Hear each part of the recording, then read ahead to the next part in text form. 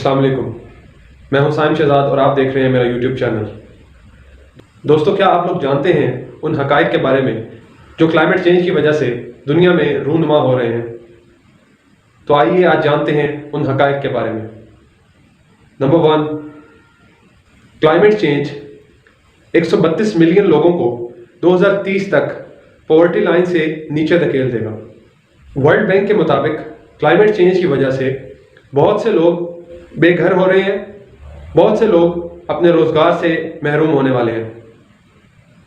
अगर effective adoptive measures को ना अपनाया गया तो एक अंदाजे के मुताबिक ग्लोबल एग्रीकल्चर यील्ड 2050 तक 30% डिक्लाइन कर जाएगी। नंबर 3, प्री इंडस्ट्रियल एरा से 1.19 डिग्री सेंटीग्रेड तक टेम्परेचर बढ़ेगा। ज़्यादा मिकदार में ग्रीन हाउस गैस इमिशन की वजह से ओशन हीट एब्जॉर्ब कर रहा है, जिसकी वजह से टेम्परेचर मुसलसल बढ़ रहा है। नंबर 4, पिछली दिहाई दुनिया की गर्म तरीन दिहाई थी, जिसमें 5 साल जो थे उनका टेम्परेचर गर्म तरीन सालों में से था, जो इस बात की निशानदेही थी कि ग्लोबल वार्मिंग की वजह से दुनिया का टेम्परेचर मुसलसल बढ़ रहा है और माहौल पे अपना असर वाज़ेह तौर पर मुरतब कर रहा है। नॉर्थ एंड साउथ पोल 3 गुना तेज़ी से गर्म हो रहे हैं बनिस्बत पूरी दुनिया के टेम्परेचर के।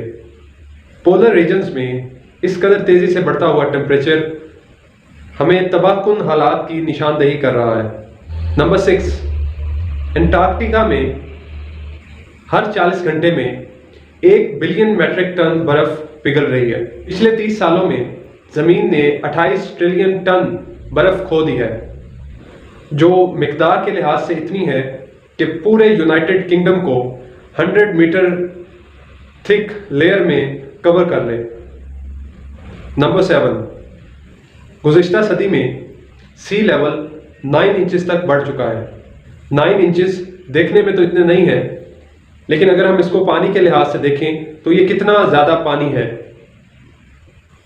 ये पानी कितना है इसका अंदाज़ा लगाना तो कबल अज़ वक्त होगा, लेकिन जो ये नुकसान कर सकता है उसका अंदाज़ा आज हम नहीं लगा सकते। नंबर 8, तूफ़ान, सैलाब, जंगलात में आग, इस तरह के कई कुदरती आफात मुसलसल क्लाइमेट चेंज की वजह से बढ़ रहे हैं। ये सब कुदरती आफात सी लेवल के बढ़ने और टेम्परेचर के नॉर्मेलिटी से ज़्यादा होने की वजह से वकूफ़ पज़ीर हो रहे हैं। यूनाइटेड नेशंस के एक अंदाजे के मुताबिक पिछले 50 साल में 5 गुना तक नेचुरल डिज़ास्टर्स बढ़ चुके हैं। Number 9, 1 million species climate change की वजह से थ्रेटेंड स्पीशीज़ की लिस्ट में दाखिल हो चुके हैं। अगर क्लाइमेट चेंज के लिए कोई प्रॉपर हिकमत अमली ना बनाई गई तो ये ट्रेंड्स इसी तरह बढ़ता चला जाएगा और ऑर्गेनिजम्स थ्रेटेंड स्पीशीज़ की लिस्ट में शामिल होते जाएंगे। नंबर 10, 20 अमीर तरीन ममालिक 80% कार्बन एमिशन की वजह है। ये अवामिल ड्रॉट, डेजर्टिफिकेशन और एक्सट्रीम कंडीशंस की वजह बनते चले जा रहे हैं। Number 11, green house gas emission पिछले 10 साल से 1.5% की रेशो से इंक्रीज कर रही है। कोविड-19 की वजह से 2021 में ग्रीन हाउस गैस एमिशन को टेम्परेरी तौर पे कुछ कम होते देखा गया, लेकिन इसके बावजूद आज ग्रीन हाउस गैस एमिशन अपनी परसेंटेज को बरकरार रखे हैं।